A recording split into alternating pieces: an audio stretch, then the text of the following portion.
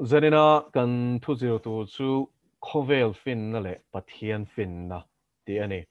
khovel fin na le Pathian fin na ti ani kan Bible sang in ha na tu chu zanin Monday Bible study group a hian Thuhriltu kan zir mek ania kar masalam khan Thuhriltu bung khat kha kan han shoot chho thuak thuaka zanina chuan achang to per chang som pariat na hi kan zir ho don ani Thuhriltu bung khat chang som pariat ilo chiarin ilo ngai thlang u fin na anasat po le buaina atama hriat na apun po le mang an apung kan chianon lenge fin na anasat po le buaina atama hriat na apun po le mang an na apung lalpan thu kan chiar tak te kan zatan malmin som sakro se helai fin ati le hriat na ti hi eng fin na nge ti kha kan zir masadon ani Pathian atanga chuak fin na hian buaina siam emmi Pathian atanga chuak hriat na hian mang an na atipung emmi tin zo na siam ta ila chu tiang ani chuan chu tiang fin na le hriat na chu min nei po adu don emmi ti thlengin buaina le harsat na siam ani chuan ti kha zo na om thei ania zanina hian ka soidu chu Pathian fin na ni lovin hei hi khovel atanga chuak fin na khovel atanga chuak thil hriat na ringot Pathian tel lo fin na Pathian tel lo hriat nei chuan buaina le mang an na lo ti pung mai ni ti hi lo shepot tai la en ti ran khovel mi thiam te chuan in thil tam takan han zil chowa an han hriat chian pok le an buaina le mang an na hi apung amo ti mai turani en ti ran doctor lo mang ta ila doctor chuan in anatomy an ti Mihring taksa hingun takin an zil chianga ta chuanin room za te ta chuanin lung na tho te thisenzam na tho te nerve poimo zia te thuak poimo zia te chuta tanga nerve khovel Mihring taksa nerve sang zam chuak in zom khom poimo zia te signal kal dan zong zong te chip chiar takin an zira kal poimo na te kan soi vek seng lawang chu chung zong chu taksa kha ngun takin an zir ani chu ta chuanin an zir chuaka kal thil fel lo the kha an hretam em mai ni kal hriat reng chu kan thian nu kan thian pa nu pui hi doctor ani voi khat chu bidi kan zir lai kha ania kan han chuaka ai ina khan min song ve ti khan kan han kala an fapa kha khwa sikani ta chuan doctor ta na kha chuanin a khosik chan tur kha adap na samaya a hriat na khani na ti boy em ani ti hilal pan chiang takin min mu tirani ke ni mit train chwa velo le enge khosik kha engwang om thenge ti deal chut taka zuk zongtan lo chuanin mang an na tur kha em lova khosik kha ne maya amaro chu doctor kha chuan khwa ti sik tu kha chi sang om theini ti an hriat awang khan eng ber hi nge niang le ti in an buai em mai kha lo ni en ti nan zun kong thalo UTI urinary tract infection an ti po hian khosika lo siam theya chu ti an chuanin dam lo na chi sang typhoid ten khosika lo siam theya malaria na lo siam thei boka so in khosik ringota khanin engwanga khosik nge ti kha a hrezawa piang khan lo buai mai kha lo nia so tiang chuanin helai Bible ina asoi hi mihring fin na atanga thil dap chua hriat na lo puna fin na lo na sat po le hianin buai na le mang an na hi lo punga ni ti asoi hi van dik te lu em te ro so tiang bukin voi khat chu Discovery Channel hi ka ena ta chuan kan ni nge khi an han zir chiang ta ni chu kan hriat angin energy lo mania ni khi ti chuanin energy hlom ani chung hianin arsidang ang hianin expiry date khalone vereng maya zoin araltial tiala solar flare ten te chutiang chuanin arsichan ekati kan ni chanchin ringot zirpol te khi NASA scientist te po hi an omani chung ni chanchin zir chiang tur te chuanin khol ten siama van theng renga khian khovel kan che naramachang hian an kap chuaka nit nai theyang per achan chun ni sat lo to ka wangin thir engoma mai và en siang tur tir chi khani lova thir po ni selangin atui the ni chu ti khopa sa chu ni chu he ti khopa kan lat chung point sa kan ti wong veo ni tro chu wangin e me salutuk kha aneta me sahlom kha aneta chu scientists ho te chuanin ni khat chu zoi ti hian chaklo tialang alaral do ni ani le kan ni hiral ta sela intinge khovel hi kan omang intinge mihring te hi kan omang achan chu khovela life kan ti nun na zong hin ni nga tang ni zung chak na manga siam chhuak khani sia enteran photosynthesis kan ti te enge nim na te ina engkim mai an siam chhuak na kha khang zonga than the na petu chu ni khi nitlat me ni le train chom rengot mai la tui pe rengot mai la ni a mu lo chuanin plant tam takhi chu thi mai tur ni a photosynthesis po hi nitel lo chuan an te thei lo ti te biology kan zir chuan kan hria ni chu tiang wang chuanin mi thiam te mangang em mai hi lo ni a chu ni chu lo thita sela ni khat chu mi thak tu tur te chu Britain na khianin enge nuclear fusion technology mang hianin fission ni lo in fusion chu atom ti ke khaneta fusion chu zom khom khaneta ni chu mi manga energy ni ina siam chuak thei khol hi siam chuan lo tum kha lo nia enga mokal sol ta po ni selangin concrete bang fit ruk vela cha kha an siam bok ani san chu energy hlom ani dor wang khan enga mokal sol phut ta sela ti thlengin an in ringa di chu ti an chuan a thiam piang ye lo boy em mai hi lo nia a shelo piang hi kan khaw phar thovena moti mai turani chu ti an chuan khovel fin na te shiat na hi chuanin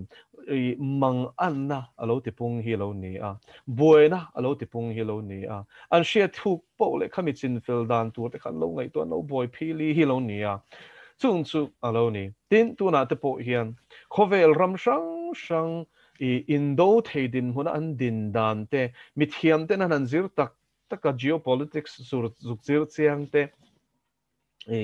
khang ho khan in nan zir chiang taka indo pui pathum nei tu na hianin a chhuat thei mai te hi an ringa an hlawan ni na taka chon tu na hian chu chuak ta sela nuclear ral thuam nei ram hian tam to sia a zatel China ringot po hian za enga moza chu aneya chu tiang chon America na neya Russia na nei boka India na neya Pakistan na lo nei boka chung ram te chu tu na hian in ta sela enga tinge antiran China le India te ponin ka mai lo nuclear ral thuam nei ve ni wangin mang theidin munan din awangin chung chu enge in chai ko ngam tak si lo maro chu enge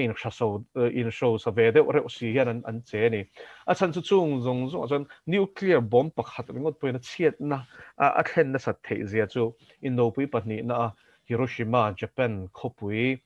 nuai chimit tu atom bomb ani le ngala kha tu na pheson kha aya chakzo khan siam to ni hydrogen bomb te mo chang khanin an siam chuak zela Israel phe chuanin building ti chemia lo mihring ti sa a thlen to china chuanin ti tuiral fik thei bom te an siam chuak te an ti ni chu tiang chan ral thuam rap thlak tak mai hi an lo nei to sia chung kara chuanin keile nang hi kan chenga an ral thuam siam rap thlak zia te hi kan hreloin NT nan EMP an ti te electromagnetic pulse an ti te hi pui takani chu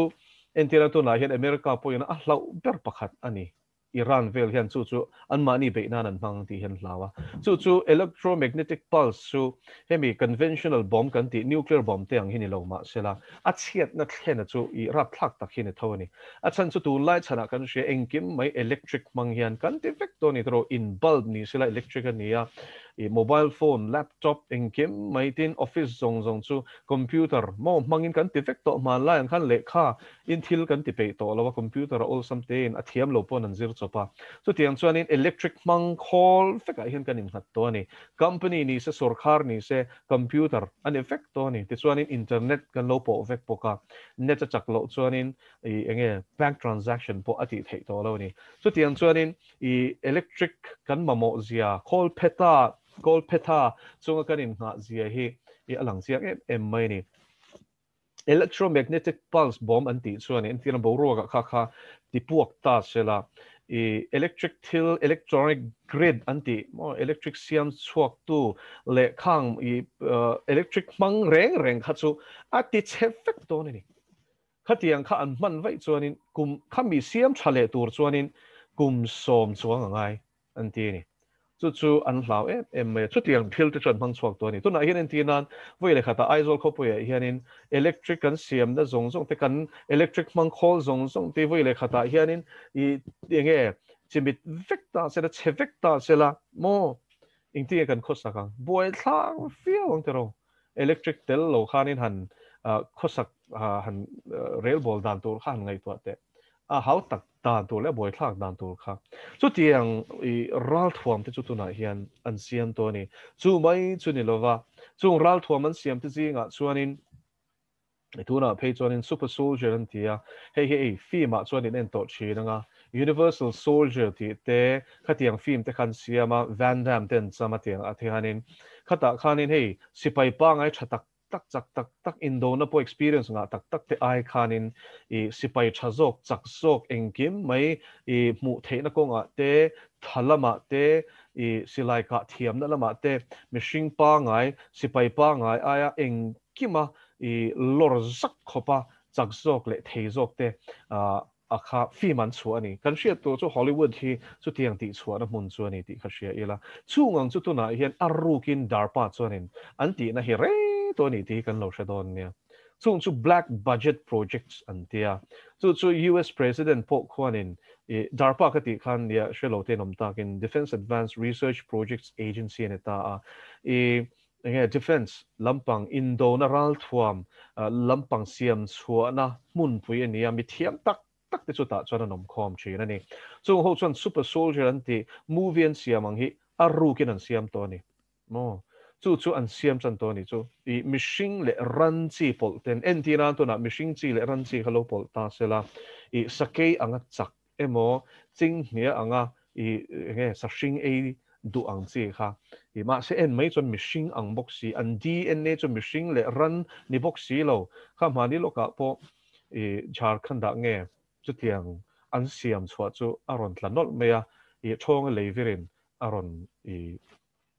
len peiniom takania a mel kha chu mishing mel tik takania lu zong te mit meng te ma seren taksa chu ram cha taksa ni a kero chu savake khani le dek mai ni chu ram sa mishing le sava in cho pol gene pool che thum an da chu kai mira an tia scientific chonga chuanin chi khat ni lo chi sang cho pol a hi an siamani chungang chu attakin an mu ni chu an rap khop maya ama kha thong le vere na noi shep ani wang kha ni na in sa seng le thei bok si lawa mi pui nan lo en hoi ti ta kha news agency pakhat chuan aron report ani kha chu tiang chu an siam tak to kha mi pui mi mir hian kan shelo zo kan chu wangin lu thuk po le hianin ehe ti tur hi alo tam em maya tin kan e le in chung chang soi kai le ta bok tai la GMOs ania chu genetically modified organism antini entinan tu na tomato hi achipa ngai pathian ina siamang hi chu ashisel lu tukani ma silangin tomato chi le mishing thisen te hi laboratory a hianin an chopol ti te hi kan shalo mai the ma se en mai chuanin arra aron chua chuanin kha hybrid anti kha tomato chi le thisen mishing thisen chopol kha ni ashik a e chachin point a e du lawani heng hi pathian thil siam ani chu vain an she thei tlat me ni chu natural lo kha chu organic lo kha chu te ma selen tomato organic ang hi chu ashisel em thunga ma se khatia khoi ching pen to tomato kha chu kan e hian bi pisang te mo zum thlum te le a har sak ta sang medical condition sang aron siam ani Alzheimer's thing te pon anita a ti chuan Alzheimer's chu kan shia tangin thuak lampang khoi khanita an memory te an shiat aten hlawa thil ten shere theilawa khatiang khan mishing taksa hianin sang cancer te asiam the ni chung chuan GMOs chuan chu tu na hianin mun sanga hianin an the dar na em to ni heng chi thalo hi tun nai mizoram khanin khatiang bamboo kha laklu kan tum antile ngala chu vai ni hian heng hi at that lo zi kan ria ta ngai ni chu ta chon mishing hianin anin ti finga an zirzawe an tia amaro chu pathian ina asiam hi engma hian tluk theilo ani chuta tak chon tuna hianin pathian fin na kan lut che don ani mihring fin na chuan a in ti fenga thil a hol zawe atia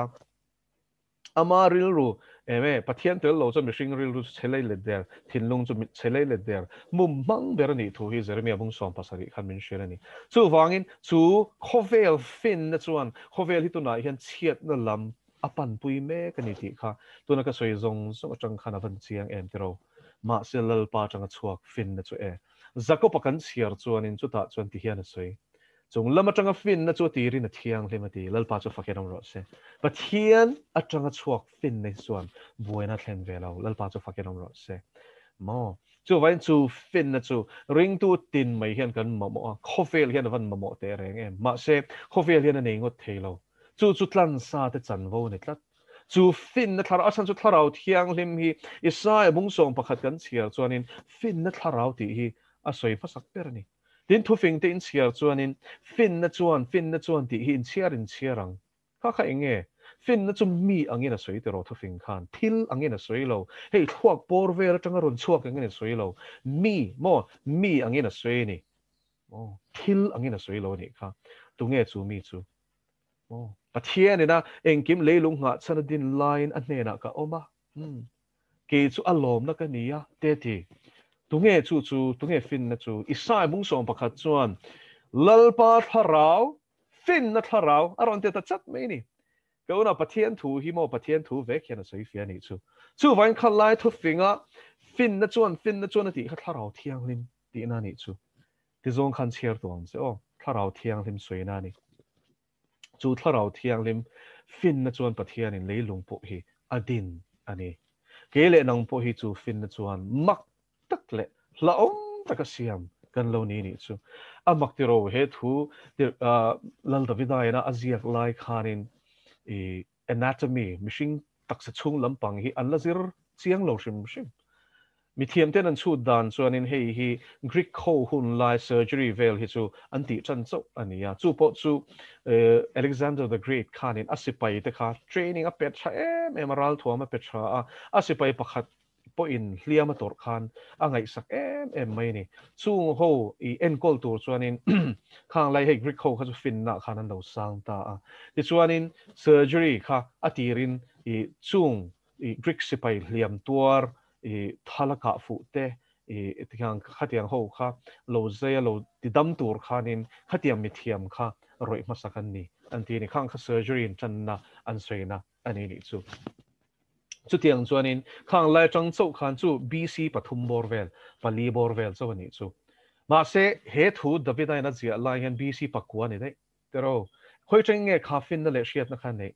pathian tharau changin ni lalpa cha fakenam ro se pathian in min siam dan ro pui zia hi mo to na hian mi thiam te hian an zira a ro pui zia mutel telani chu New Zealand PhD the lai chuan mitochondria kan hrianga hei mihringa hian cell timur kan taksa hi timur in zom khom ani maya chung timur cell chu ain siam rengani tin hian tin timur hi kan taksa tang hian pai chwa in aum reng bok ani ni tin hianin amakta duai tel vaibel chetel tal hi chu kan taksa hianin a shed kan ti don nge a pai chuak zel ani tiang chuanin a pai chuak zel a thar hi chiam zel boka chu cell inge reproduction ang khanin cell multiplication mang khan taksa hi lo thang le ani no sen chan len dan po chu ni ti khan muta chu ta chuan I cell chan len zel ta na poi mo lut tuk mai chu mitochondria hi ta mitochondria chu ti zoin sui tai la motor cell hi motor lo ni ta cell mitochondria chu inge a fuel khan ta ri chu a petrol khan yang chu chu ni ta chu wangin chu petrol tel lo chon khol enga tha po ni ro se toro motor enga chakle nal po ni ro se a si te chu enga nuam po ni ro se a tui tel lo chon kal thelo re ngang che hianin cell hi mitochondria tel lo chon in a che thei re reng lo ni cell hian in thil tam takatia nucleus ne chu central computer ang hilon ta engkim mai cell membrane chunga thil lut te chuak te hi vil renga tin cell chunga energy chakna I amamo za te hi chu to renga chu mitochondria ne na nucleus chuanin I ava enge information ava thonta I chu ti za chu cell hian kamamo I khatiza chakna khalo siam chuaro atitani chuan chu New Zealand a PhD doctoral studies mo research scholar ena abeya azir chiana chu I mitochondria ringot pozir lo mitochondria chunga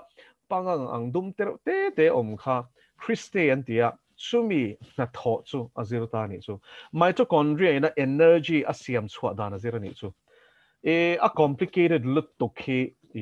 ka soi vek chuan in hri thiam don chuang lo chu wangin enge mol mang theyang perin kan soi nge atia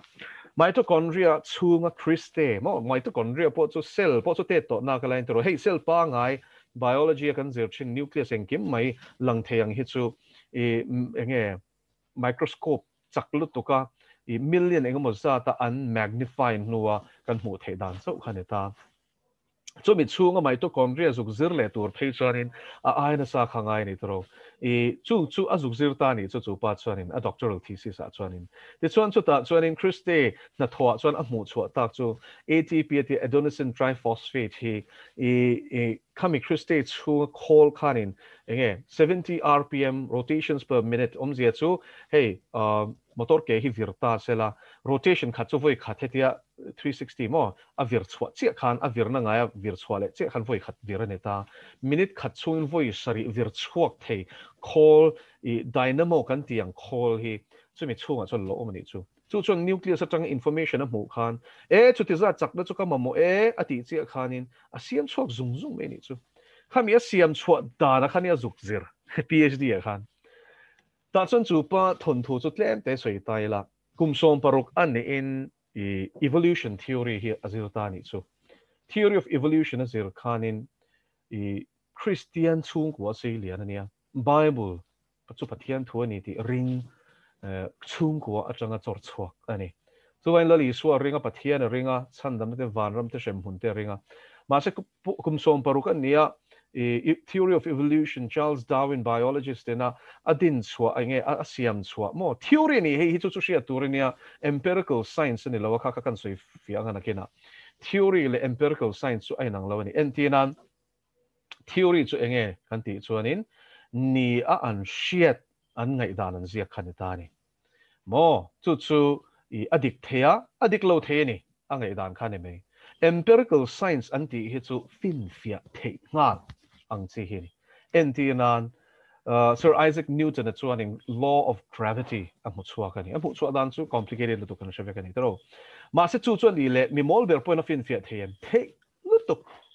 entinan tu na him bol hi han vorla gravity law of gravity chu a tho zia chu aron kir le nge eng anga sang pon vor chola aron tla le nge I vor san pol le aron tla na khani me ya eng wangin mo gravity na hi tlat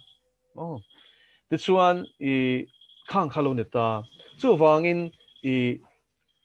kha empirical science chu ni fin fia ngal the ani amaro chu Charles Darwin a theory of evolution hi chu empirical science anelo khoya ma hianin enge evolution of species anti til te now changin he ta molecule changin complicated organism aron piang tel la kum tam tak sungin ti khan a complicated tel la ti chuanin mihring poi tira sam zong ani ma se zong chi khat khat ti khanin aron in evolve cho mihring alone ta no homo sapien theory ang kha khang zong kha oi male te hen ta ma se nature kan en chuan tun lai khovel kan en chuan zo te hi eng kum tam tak kum sang ru ka po hianin uya hian a changlon lo shim species chi khat hi species tanga hian a in evolve hi a evidence yom lo ani chung chu lo ni ta ni chu ma se foi ni hin kan sia tur chu chung mang chuan mi tam tak chuan an rin na in lo tlat chu PhD zir pa po chon kum som paru kan ni khan evolution a chiar khanin pathian thu ne nei mil ta si lawa pathian thu chu thu mol manglu tuk mo sa khwa nei zirti na mai thu bel chian do lo ni ruk chungin pathian in thila siam oi om lo lu tuk ati ta dei mai ni chu evolution the Charles Darwin at le ba ka school a chuanin kan zirti tu te na min zirti chuan mo kan ril ruan ne thei zia kha kan sia chu tianga tanga a ne na mo atang chuanin i kha no pangte Christian chung ko selian Bible ring e ma kha pathian ring lo atheist ta atang ta thik mai ni chu heng thil awanga rin na lo me ki mi zo zinga po hian inom ti ka sia so in zanin sermon hi in tan ni ro se pathian thorin hi a at thlak lo zia zanina hian pathian ro puinan kan phor don dal pa chu fakelom ro se ti chuan i theory of evolution chu theory ani hypothesis chu tu pon an siam thei mo khami a proposition shim hi ka ngai dana ni ti kha chu assumption lo ma se thu tak khu ka khu pui chi aniem he i Charles Darwin a theory of evolution hi lo bel siang ta ila species pakhat species danga a evolve hi shia tu pakhat mom lo an phakar zia chu thala kan da ro zibrang lemte chuan he ta pony i lemte khan da le ta ti chuan ti hian a evolve a lo chel oi om lo lu tuk mo zebra chu chi angin a kal top ma na changin mo tiang khanin sakor po chu tiang in a kal le top kha tiang khanin ta chu wangin vein hin kan shia tur chu he theory na amma mo ma chu kum tam tak hi ni billions of years amma mo tero chu evolution a dictate na tur tan chuanin anin nga na ber chu million of years hi ani top mai ni ani le chu anin nga na ber chu thiat dar lokang o scientific fact karon mang non rin thuin ka soi don lo ka rin na karon apply don lo ta hian scientific fact karon ta lang don ani lo chut ro nang ma pon i carbon 14 an tia C anwai 14 mo element reng so C chuan anwai 14 an zia khi e chu ta chuanin carbon 14 hian mu chuak ta ni chu enge carbon 14 an mu chuan na chuan i theory of evolution hi a ngong dan lo zir lok tai la carbon 14 property zia chu a pian mang shima a pian kentel a chu it has a half life of 5740 nge 60 years ani ta ni khalai a top 10 digits khachu kaloti dik lo pal theya ma se 10 khachu lo ti dik theya ma se 5740 mo 60 borvel ang khan ta ni so half life yomam zia chu carbon 14 kg khat nei ta ila kumsanga zasari somli emo somruka chuanin kha carbon 14 kg khat kha kg chan ve akiamang ti chuan kum sing khat le ti aliam nuwa phe chuanin khovel hin carbon 14 hi mu tur a tur hi ni to lo shim khovel hi I kum sing aya au pa ni chuan carbon 14 thelo ti na ni chu a fia mo ti khan ma semo carbon 14 hi eng kima zu mu mo le thing na an mu le soil sample an mu ma se chung chu evolution theory chan lak lo to mo Charles Darwin a lo ring lak lo to a hypothesis a theory kha thu tak khuk pui lak lo to setana buma ho chuan eng lo kha a sample khan temper niang carbon 14 an da chapa niang heng creationist ho hian an ti ta thuna hin kan share to chumo creation chan tu scientist le evolution chan tu scientist hi na sa takin anin be me kani ta chuanin evolution lam hian chak wak ngai lo thi khan lo shebokula anin nga nei thu tikani thu takani tlat lo mo soi van nuam mo soi zelang ti chuan carbon 14 a ringot hian khovel hi au palu tok lo ti hi approve ta pot mai ni chu lo fin fiero carbon 14 properties te kha lo zong ro nang ma nge fin fiero ka soi ni wang khan pom ringot chu ma se heng hi scientific fact ania I rin thu ni lo ka ti to kha mo emotional po ni lo wa sa khuana thil po ni lo fact ani ole chu vain pathian ro pi zia le fin zia chu te ro heng setana tir ko te na min bum an tum tur hi alo mulo feka an theory dik lo zia kan fin fia theina turin le ya thila lo phum de a ne lal pa cha fakelong ro se ti chuan carbon 14 hi atamem tam mai pot ni lovin engkim deuh thoi hen oma atopa chuan hi in temporary soil sample carbon 14 in phuma chu a om in tia o am lo lutuk anti zela wangin atopa chuan temper thei mi alo khoi chingpen thei lo sample diamond hlom hi ron lata ni chu diamond chu kan shia tangin khovel thil changber te zinga mi nia no compression le temperature nuaya pressure nuai in siam ani no mun te nom shan lo achang em mai ni lung hi dar thalang nge pel na lan man chin hi diamond hi mo tero te po chu ti khopa siam chu ni o tero te po man hi to nia diamond chunga po chu anin carbon 14 zuk mo mo le kha chu temper ngai lom lo diamond an pel don ani chu alang nge don chu wangin kha chun hnial ngai nan shelo ma shelen an chang adang le chiat liang o evolutionist ho hi hey Jurassic Park inan chi nga dinosaur hi billions of years ti khan zela ni tero ale billions of years aniem evolution scientist nge na amu chu ania me chia ania mi khakat chin chia ta chia lova a research the renga thil and it's out there mo in Google do ni chuan chu nu chuan in T-Rex anti mo hey dinosaur zinga po hey aslom beranti hal le lulian tak four legs te hind legs lian pui me nei khamo lulok te ha zoom siam pui nga de kha sashing a kha khatiang kha a sample a fossil antiang chu ta lein nuaya chil to kha azuk mo ni chu ta chun mo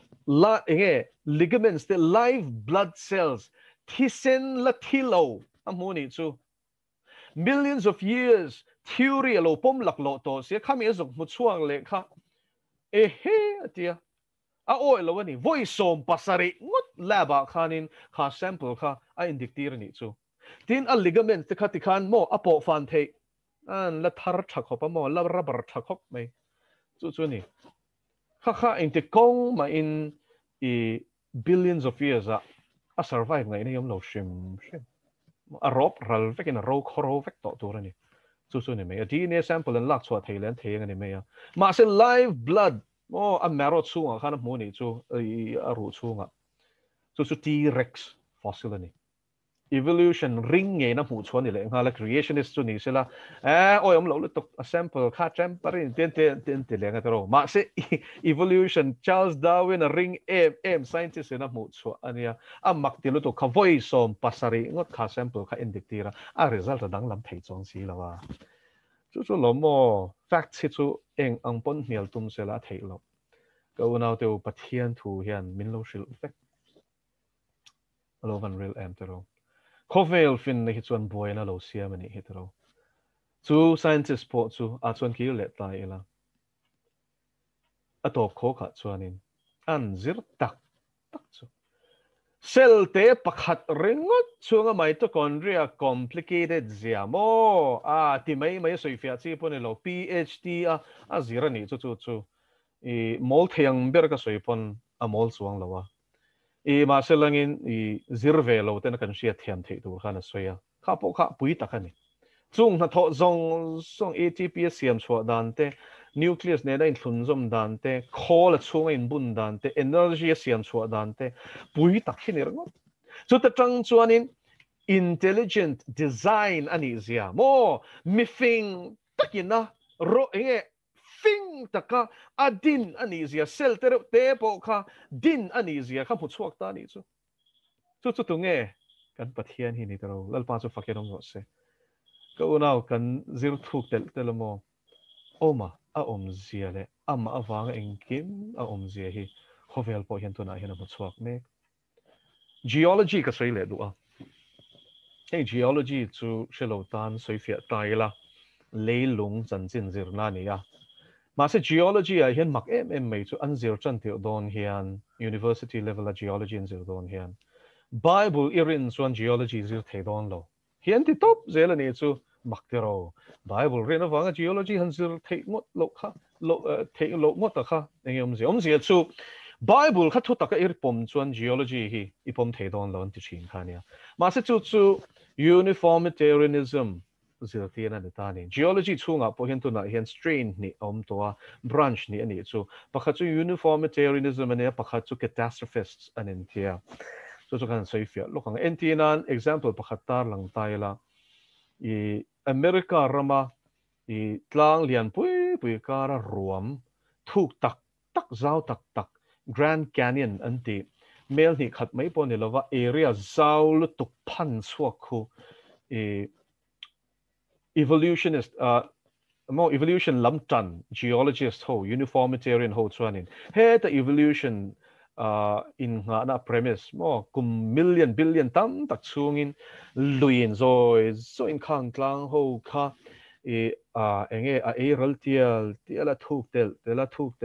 chuan lui te kholai Colorado lui kholo luang ta heng tlang te chu tianga zoi kum tam tak chunga ral nuin siamani ti hi an bom chin dan khani ma se geologist hey pathian thu an rin wang pon ni lovin zir chiang te khan lom ta ni chu ta chun Grand Canyon te le hovela mun shanga enge lung le strata chi shang mo hey layer chi shang om ve ni mo limestone an ti te hey chi shang khom ve ta layer chi shang kha I chung chu an han zir chianga tui tam tak ina voile khata aron chil huk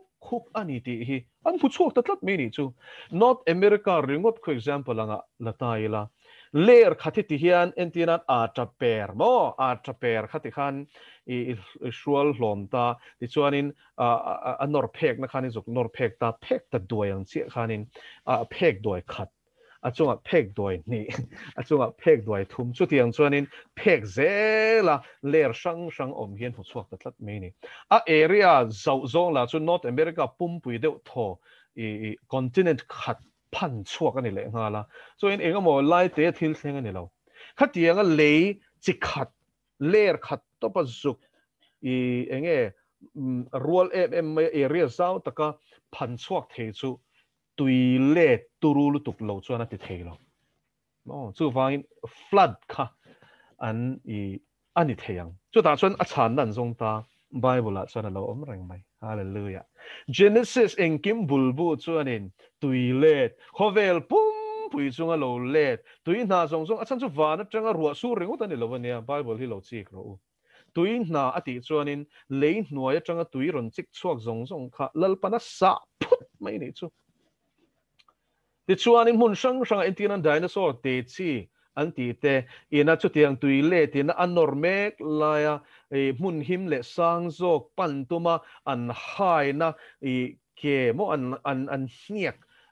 te chu a fossilize lunga khanin re theilovin aum to a chung chu mi thiam ten an zir ke pakhat khangi le pakhata koisia so mi om zia chu tui phone na salut to ke na norme kan mang ang lutuk mun sang zok pantuma hai ver ni tin muni chu tin lein kara te mo lung chunga khanin thing toy mi lo in phun ten muni chu kha voi le khata leina achil thuta lung anga changa ni ti kha chiang reng mai ni chung chuan mu chuak ani chu wangin nova hun lai tui letin kan khovel continent shanga ler shang an nuwa leini si ma se lo changta a tlang lo ni ta le tui le tam tak khami tling khom chuak sa chuak ina khang kha a he ka ni ti kha an mu chuak tat me ni chu ani le history lo en le taila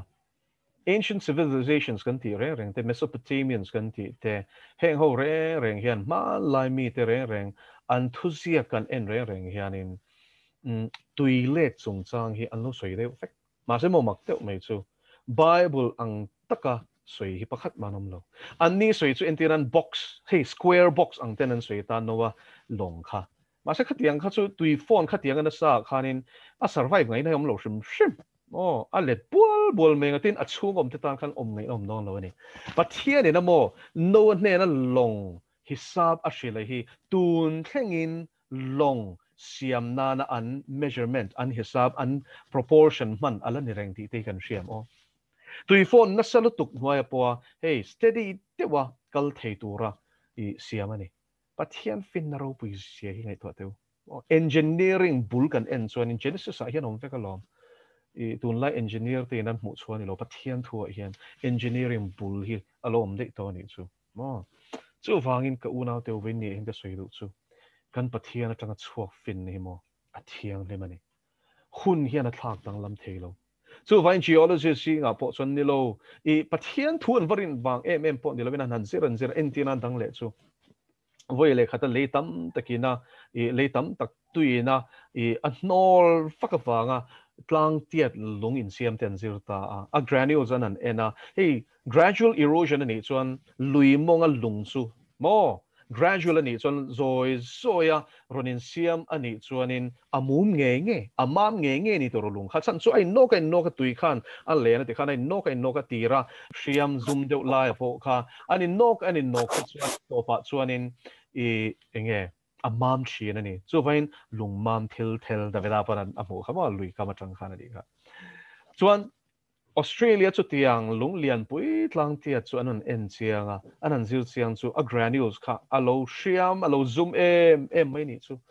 enga ti hi gradual erosion ani thelo shim voile khata ingting ani le he tiang hi voile khata in chil thut theang mo chil thut lai khan kan lut don ni chil thut hian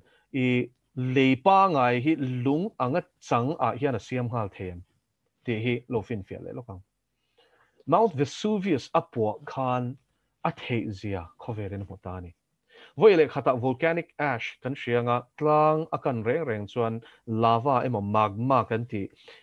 lung enge sen mo tui vek to ron phu chuak hi chu kan mu thina mas kha lo kha ash an tia vai vot dum lu tuk mai hi aron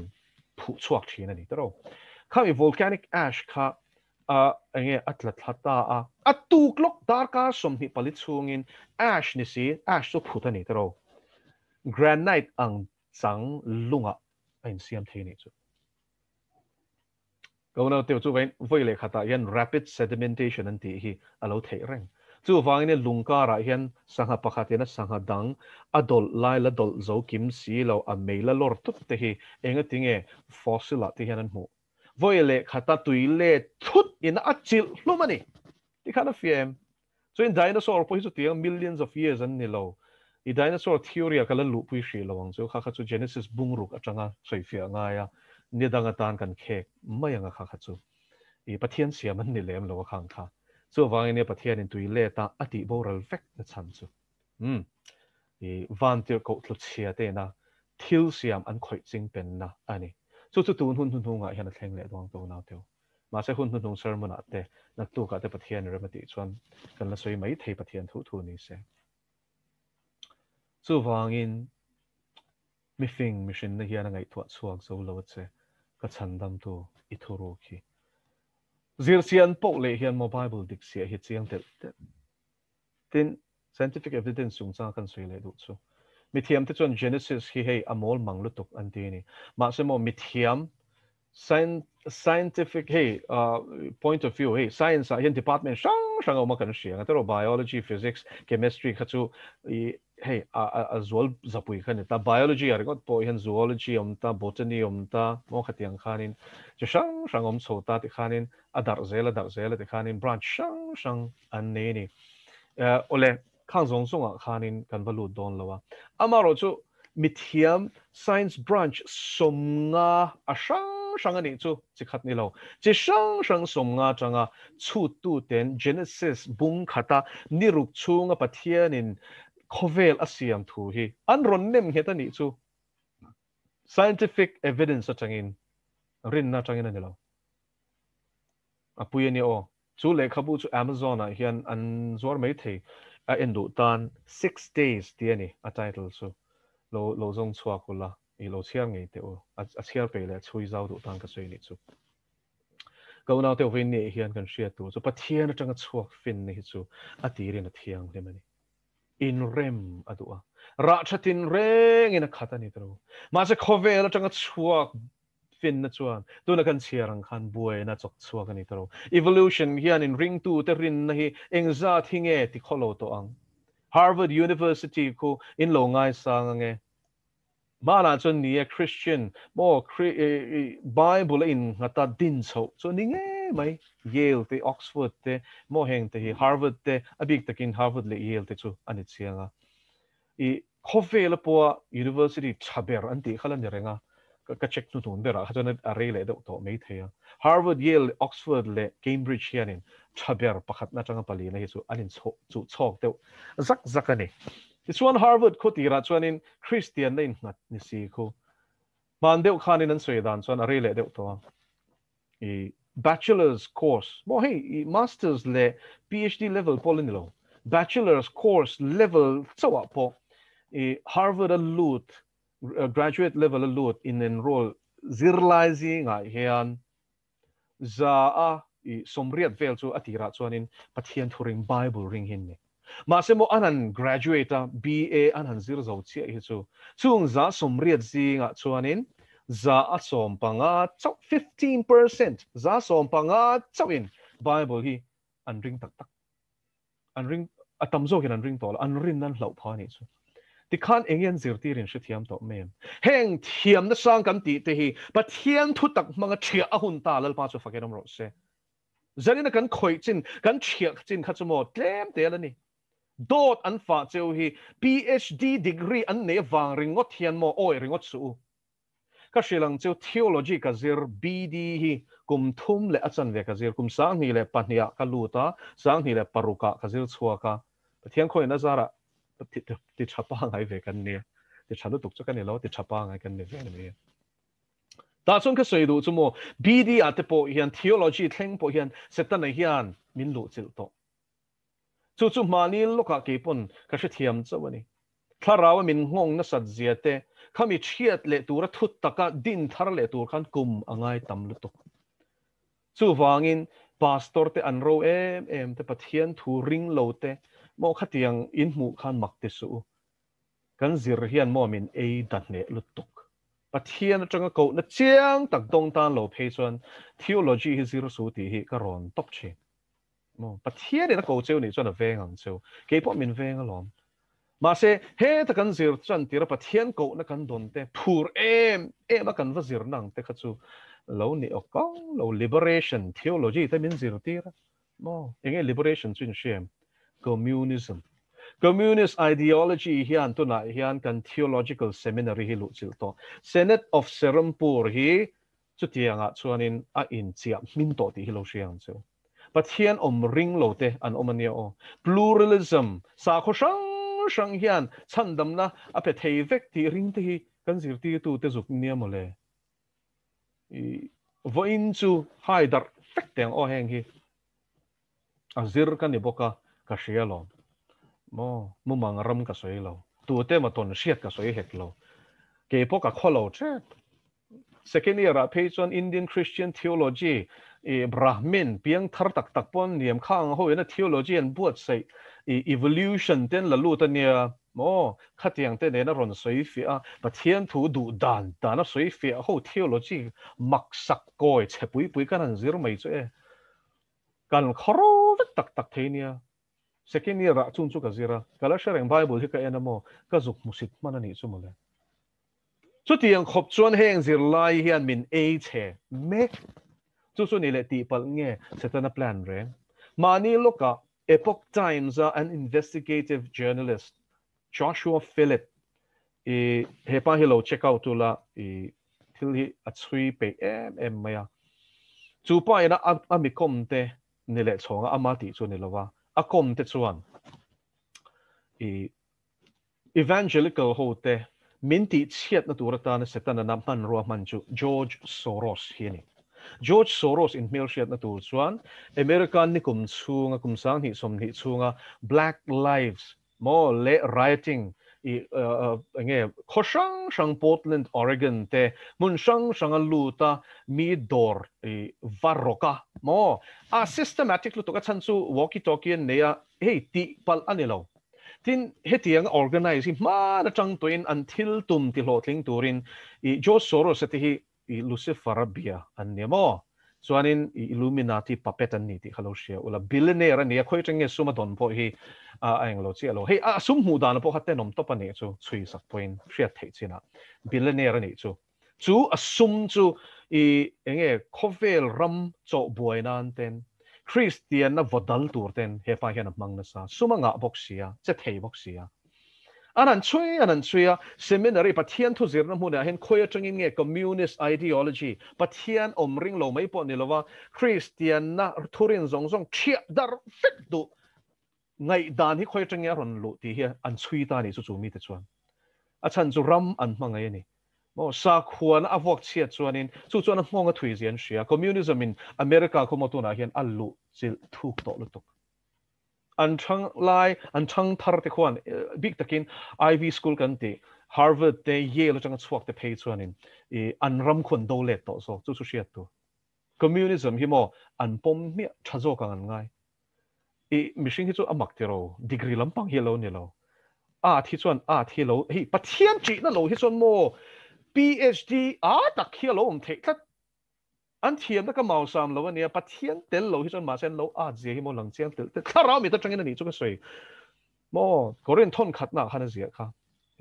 engke ma shefia thara mi chuan ama la chu tu man shefia lo ti kha chuan Ivy League te hi lo ngai sang turu viau nge ring tu dik tak Krista azung thuk ta ka kai tan lo chuanin chung te po chu mo zirn mai na chi le lo Pathian thu ring hi chu mo an nui so top ti hin siam an nui za top an thin shik tin an ngai dan kha an paya an nol ma chu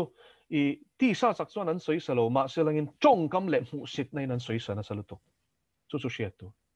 JNU an ti te coin lo ngai sang nge Jawaharlal Nehru University khuta ta ka zir chuak en omen khuta zir chuak kan mizo pui Pathian om ring to lo khon om ani o min shil an mangang lutuk min shil tu po chu engtia ti tur ngeu zo than mi ron ti ko naw teu heng zir na mun pui setan na fin na tia Pathian shiat na dal tur sang taka hlan kai te thu tak manga thia hun ta lal pa chu fakin om ro se chu wain khatiang zong Pathian ko nei dong ani chuan kalte mol kalul ro Korean thon ni na bung so ma chu chuin zia kha Pathian shiat na dal tur sang taka rem chho te chu kan chia ta ngai tu na tin reng Krista thu oi na sala kan shroi thi ati chu wangin George Soros at hian engang point khatiang mang khanin kan Pathian thu zir na mun hi ron chia pia tum ma sela Pathian in tu na po he thu soi mang hian ron timol phozel choni hitro chu mi Senate of Serampur affiliate chu tungen siam ATC AICS Baptist Pathian thu zir na mun hian chung chu kan affiliate tak an curriculum an zir lai hi kan lak te kangai feminist theology te min zir tira Pathian thu laka hel na ron tu feminism hi ram hoi tanga chuak ani ti thein siam mei chia ka holo mei che ing lo lampang ani lo hi Pathian thu laka hel na cho chuak na ni chung chu Pathian thu kan zir na hmuna an tu ani chu mole zanina hianin harang u zoram ina mo Pathian thu kan zir dan poi siam tharangai chu nia heng zong mo shiat hianin ava thim ve lo te mei thei chu tak chu nom lalpan zoram siam thale don lalpa chu fakinom ro se zoram thar le mo thim thu ani thiam tak ula he ta tu na po hian hei pol chuak ram zirti nang de ul hleka ngai hi kan tam lutuk ani lo kha Pathian ruwa man na zo kani Pathian in chu tiang chon mo kan ram hi rolin ron siam thalo selang chon tu na hian kan ral mek ti kan siam kan ral mek chu wangin zanina hian ka soiru chu Pathian atanga chuak fin na chau hi lo zong ang che atop nan thu fing te bung ni chang khata tanga chang sari lo chiarang che thu fing te bung ni chang khata tanga chang sari fin na dik inei dan tur atop nan kan in zir ti don ani fin na dik I thar do em setana bum na a thu ke ni lo nan setana bum na ralak sumalak I lo ni ve lo nan Pathian fin na in thua mi do em thu fing te hi lo en ro poi mo to kan ya thu fing te bung ni chang khata chang sari hi kan chiarang e ka fa pa ka thu te idona ka thu pek te kho ma pin na lama I bengi chita I thin lung shiat na lama ta ni pek chuan ani shiat na ia awa shiat thiam the na poyo chuan tangkarua angai zona ro phum ru ka nga izon chuan lalpa ti na chang ilo shianga chu fin na bulani ti khatero thofing te bung khat a khan Pathian shiat na chu I char chua kang Pathian ilo shadon nia ti chuan in ti zel chang rukna lalpa chuan fin na pechin lalpa chu fakedom ro se fin na dik tak source ka shelang cha zanin a hian Pathian ani chu wangin a thu hi a fing ani chu wangin mo Pathian chi mi hi mi mol tak pakhat manom lo lalpa chu fakedom ro se lalpa chi mi le khathiam lama de lo eng degree mani lo ma se a o b po thiam lo ma se la Pathian an chi chuan mo an fing nge lalpa chu fakedom ro se lalpa chuan fin na pechina ti thlat lo fin na dik tak bulpui source chu Pathian hi ni a ka chang chuan fin na le shiat thiam na alo chuak china ni mo Pathian ka chang chuan nge Pathian thu hi ni tro fin na le shiat thiam na ron chuak chin hallelujah chuan fin na dik tak I sheduem Pathian ka chang thu chuak hi fin na dik tak chu ni Genesis a chang thu puan hi fin na dik tak thu ni chu lalpa chu fakedom ro se ti chuan in ti le mitluang te tan fin na dik a che khom chi mitluang te tan fin na dik a che khom chi lalpa mi na zon tak takamo Pathian chi na le athu pek te aboi pui tak tak chuan fin na dik taka hian lalpa na hruai lut nge setan hian engang point lo ti kholo kwal vel to ma sela adik takil lalpan a chui pui mai ni lalpa chu fakenom ro se chu lai chon thil pakhat ka srei lok tu Bible translation is shang hi kazira ne tira phe chuan in good news atangin ka chana asap tonga ol samdeu wangin mizo tong hi chu anu fe a chan chu mizo ma ni la vairam selian piang kan ni wangin vai tong le sap tong hi kan thiam zo ka kan he tun thleng pon ala nia I chu vain sap tong ka pian thar khanin sap English Bible ka zir char ka char ni chuan NIV har de wa kan ka pakaya chu min nuwa chuan in amplified te ka sira hei I version shang hi kalau khoi ve to ni chu tin BD kan han zira NRSV New Revised Standard Version kan han mang le ta a chu da page on apocrypha oma chuan ma se top kho ka chuan tharau thiang lim training ka kaltlang tak tak khan King James Version a hian lalpan min shroi lo chu a thiang lim ber a lang chaper ti a hian man min shroi lo thei hi zarina hian soya chu la niang chu vain Pathian thu I khoi ching pen lo I shedu ni chuan KJV hi chiaro ti chuan mitluang te tan fin na dik a che khom china rin ta kom chin te tan tho ni go now teu bum na khovel dot te pa chalai vel khovela hianin mo Pathian thu tak chau hi fin na dik ani ti lo hriang che Israelite engkim khovel ngai dan zong hi chu thu tak a chang chuanin lo te tong che lalpa na thu kan ti ri te kan za ta man som ro se